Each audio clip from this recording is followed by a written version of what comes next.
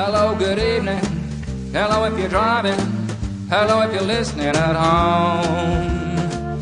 Hello if you're serving a custodial sentence and you just wanna go home.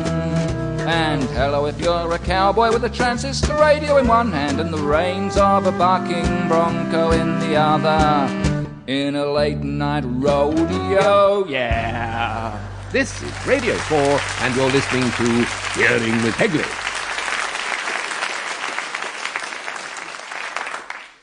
The morning I started out for infant school, my older brother told me to remember that girls never prosper. I don't know where he got this motto, nor did I understand its meaning, but because he was my example, I repeated the words to everyone I met, and I did not get a girlfriend until I was 27. I got a boyfriend when I was 16, so I was all right. This is one about my sister.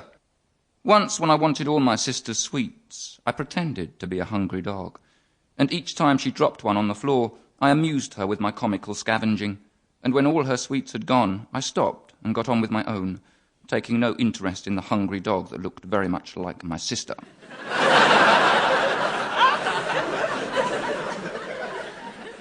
Some pretty heavy stuff in here. This is one about school. It's called Knack. We used to have a teacher in our school whom we called Knack. We called him Knack because he had such a long neck.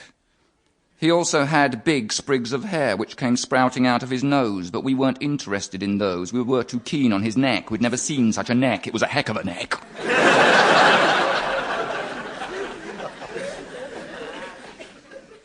A couple of poems about my brother-in-law. And the first one is called I Wouldn't Say My Brother-in-Law Was Fat Because He's Quite Thin. He isn't beautiful. He's horrible. He eats crisps in the cinema as a matter of principle. If he does you a favour, then you know that you're in debt. If you want someone to help you out, he's a very outside bet. If you were in a lifeboat and someone had to go and my brother-in-law was there, you wouldn't exactly need a ballot.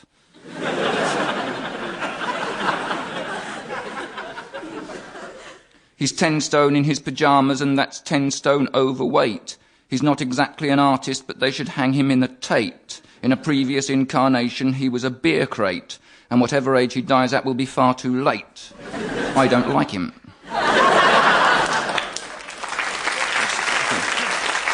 Ah, right, so you only clap the negative stuff, right. This is called Sister. Sister, you are an alchemist. Base metals into gold you cannot do, but I have seen you turn boredom into joy and make toys from the rubbish. Sister, you are an alchemist, but you have not done a very good job with your husband.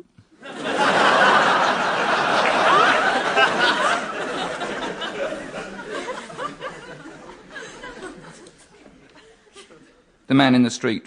The other day I met a bloke lying on the pavement. He'd just had a stroke, and I thought a man in his position might appreciate a joke. So I said, stand back, please, I'm a comedian.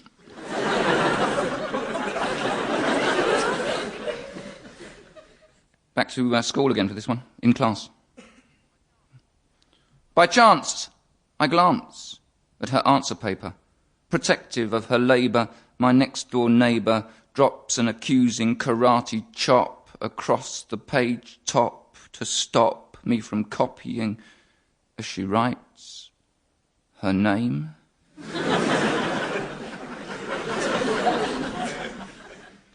Christmas. There came 3 wise men from the east, and so it came to pass, the wise men found the shepherds a bit working class.